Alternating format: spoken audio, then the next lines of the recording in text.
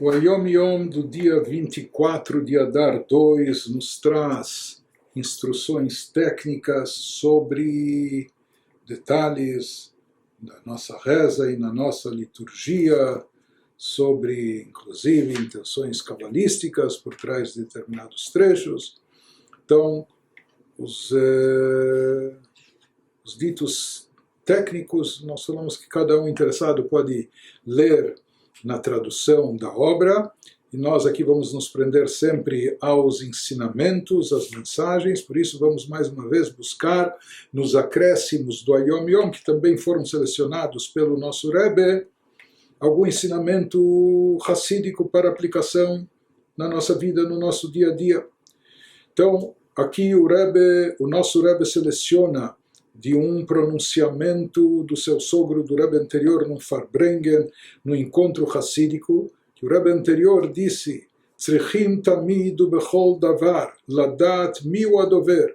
Sempre é necessário saber, e em cada coisa, em cada aspecto da vida, devemos saber quem é o porta-voz, quem está falando, quem é aquele que está dizendo o que está sendo falado, né?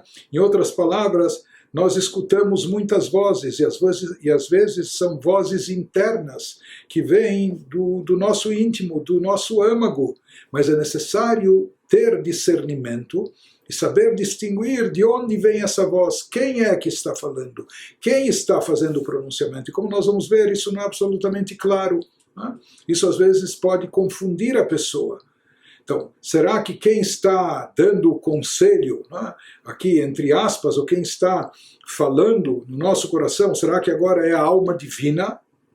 Ou será que a nossa alma intelectual, que isso seria a nossa personalidade, aquilo que opta o nosso intelecto, aquilo que opta entre a alma divina e a alma animal? Então, será que essa ideia ou esse conselho, será que isso está vindo da alma divina, ou será que está vindo da nossa lógica, da nossa alma racional, intelectual? Será que isso está vindo da nossa alma natural, ou seja, a nossa vida orgânica, o nosso instinto de sobrevivência, a nossa parte mais física corpórea, ou será que isso está vindo da nossa alma animal? A alma animal é caracterizada por um certo egocentrismo, que não quer saber, não sabe, ignora tudo que é espiritual, tudo que é mais elevado, só quer saber comer, beber, dormir, ou saciar suas vontades, seus prazeres, né?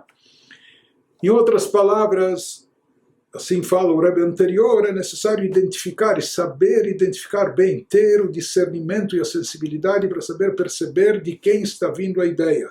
Será que vem da alma divina, ou será que vem da nossa lógica racional? Será que vem do instinto natural? Será que vem da própria alma animal? Aí, Yetzer Tov ou Yetzer Hara, resumindo, será que essa ideia e essa proposta vem da nossa inclinação para o bem? Ou será que é uma ideia camuflada e disfarçada, mas que na realidade vem como proposta do Yetzer Hara, da inclinação negativa, da inclinação para o mal? E é necessário ter discernimento para isso. Esse é o dito selecionado pelo nosso Rebbe.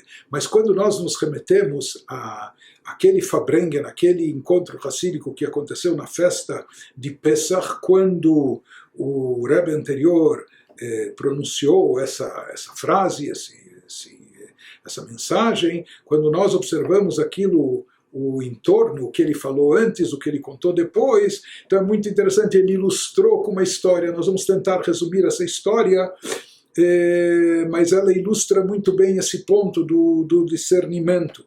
Então, ele conta, o Rebbe anterior contou naquela ocasião que essa é uma história famosa, mas que ele vai repetir aqui porque há muito que aprender desse relato, uma história relacionada com o mestre racídico não de Chabad, Rab Nochum Chernobyl, que também era dos discípulos do Maggid Mesrich, etc.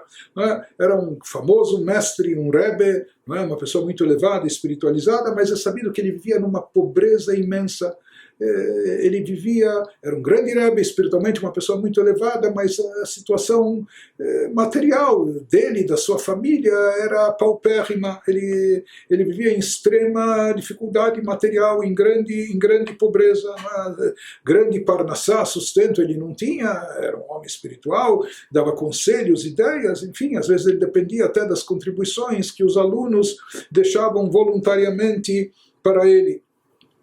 Mas sempre ele estava em situação de grande aperto. Se fala que ele tinha dias de atendimento do público, de atendimento ao público. E naquele dia entravam várias e várias pessoas, talvez dezenas de pessoas, se consultar com o Rebbe. E uma das pessoas que entrou para falar com o Rebbe era um homem muito rico. E esse homem comentou na saída com o shamash, com o gabai, com o assistente, havia lá um secretário, um assistente do Rebbe, que ele deixou uma doação para o Rebbe de nada menos de 300 rublos, que era uma pequena fortuna, era muito dinheiro.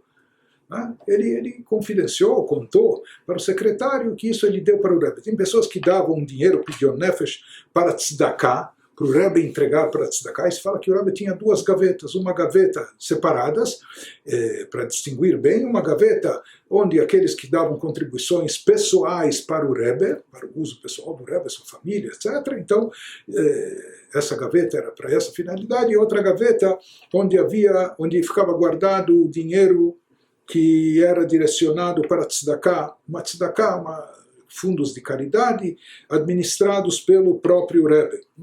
Então, esse secretário ficou muito feliz quando ele escutou isso, porque ele sabia que naquele momento em especial a família do Rebbe passava por dificuldades financeiras, a situação estava muito apertada. Depois desse ricaço, entraram mais algumas dezenas de Hassidim, mais de 10 Hassidim, se consultando com o Rebbe, um atrás do outro, até que houve uma pausa para fazer a reza de Arvit, depois a reza noturna, e depois o Rebbe até altas horas da noite continuava atendendo as pessoas que buscavam o seu conselho. Se diz que, encerrada a sessão, depois de tendo atendido todos os Hassidim que vieram naquele dia ou naquela noite, então se fala que o Rebbe, no momento que ele terminou, concluiu, o secretário entrou na sua sala, etc. E uma das funções dele era organizar aqueles fundos, aquilo que era para o sustento pessoal da família do Rebbe, o que era para tzedakah. Para sua surpresa, quando ele abre a gaveta aquilo que era para o próprio Rebbe, procurando aqueles 300 rublos, ele não encontra nada lá. As notas só tinha algumas moedas ou coisa assim, e ele não encontra esse dinheiro. Ele fica um pouco perplexo, o secretário, porque ele tinha certeza. O outro contou que deu para o Rebbe isso, e depois ele também junta o dinheiro que é direcionado para tzedakah, etc., mas ele não conseguiu dissimular e disfarçar o espanto, e pelo visto ficou estampado na sua cara, a surpresa dele, que ele estava com espanto. E o Rebbe percebeu o quanto ele estava espantado, e perguntou: por que você está espantado assim? Então o secretário contou para ele: eu escutei, um dos Hassidim que esteve aqui me contou que ele deu para o Rebbe, para a sua família, para as despesas particulares do Rebbe, que ele deu 300 rublos. Eu pensei, fiquei tão feliz, agora vão sair do sufoco e etc. Mas aqui, quando fui abrir a gaveta do Rebbe, eu não encontrei nada disso. Então o Rebbe contou para ele: eu vou te explicar o que aconteceu. Depois que entrou esse ricaço, de fato, ele deixou para mim, para minha família, esses 300 rublos. Depois eu continuei atendendo Hassidim. E entre os Hassidim, os discípulos que vieram, chegou um que estava numa situação de aperto tremenda, que ele contou que já por 8 meses ele está com o salário do seu professor particular. Ele contratava ele era um camponês simples, mas ele trazia um professor particular para ensinar Torá para suas crianças. Só que a situação dele estava tão ruim que já há 8 meses ele não pagava o salário daquele pobre coitado do professor, e isso, de repente, ele ia parar de ensinar os seus filhos, e para ele era vital que viesse esse professor particular ensinar Torá para os seus filhos lá no campo.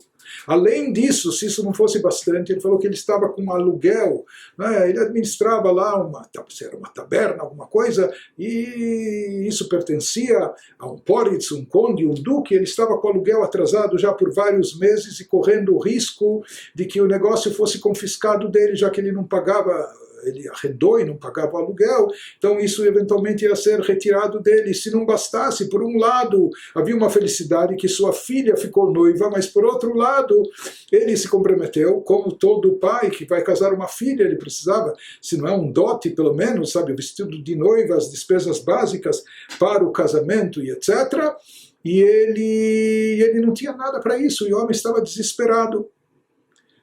Diz o Rebbe que na hora que eu escutei isso, eu falei, puxa, aqui tem uma oportunidade tríplice. Eu posso fazer uma mitzvah tripla, uma mitzvah de proporcionar estudo da Torá, ensino da Torá para as crianças desse homem, como também salvar uma família das dificuldades, porque eles podem perder o próprio negócio deles, e além disso a mitzvah de Achnasat Kalá, de facilitar o casamento de uma noiva, introduzindo ela para a Chupá e facilitando, não é, a formação de um novo lar judaico, etc. Então, são 3 mitzvot enormes. Então, o Rebbe diz que naquela hora ele pensou, sabe o quê? Talvez então esses 300 rublos, porque ele fala, o próprio Rebbe diz, quando eu recebi esse dinheiro do ricaço, eu falei, puxa, por que eu mereço tanto? Ou, uau, o que eu fiz para merecer tanta coisa? Mas na hora, momentos depois, quando entrou esse outro homem naquela situação, ele pensou, sabe o quê? Talvez eu recebi esse dinheiro para repassar para essa pessoa que está em extrema dificuldade e com isso salvá-lo dessas dificuldades. Mas o Rebbe diz, eu fiquei num dilema e não sabia o que fazer. Nós tivemos a pausa então da reza de Arvit. Foram rezar Arvit, ele pensou, refletiu, e ele mesmo disse que ele estava num conflito interno. Mas depois da reza de Arvit, ele pediu ao secretário, ele se lembrou que ele pediu que chamasse de volta aquele Hassid para entrar novamente na Yechidut, entrar novamente numa consulta particular com ele. Então, nessa segunda ocasião, o Rebbe deu para ele aqueles 300 rublos que ele recebeu para ir tratar e solucionar os seus problemas. E o Rebbe disse, sabe o que passou pela minha mente? Eu não sabia de onde vinha cada ideia, porque quando eu pensei em repassar todos esses fundos para aquela pessoa necessitada, logo me veio uma outra ideia na mente. Mas espera aí, ele não é a única pessoa necessitada. Mesmo excluindo você, tem outros pobres também. Tem outras causas de necessidade. Tem outras instituições ou pessoas necessitando. Talvez não é correto você dar todo o dinheiro só para uma pessoa necessitada. Talvez você tenha que distribuir isso entre muitos. Vá devagar e etc. E o Rebbe fala, num primeiro momento, ele confessando o dilema interior, o conflito interior que ele tinha, não é? A conversa consigo mesmo. Ele falou, talvez isso é o correto, não concentrar tudo só em uma pessoa, em uma causa, mas distribuir entre alguns necessitados. Mas depois continuou o Rebbe explicando para o seu secretário, eu pensei, espera aí, no momento que eu recebi esse dinheiro, até fiquei perplexo, puxa, o que eu fiz para merecer tanto, não é? Etc. Mas por que naquela hora não me veio essa ideia?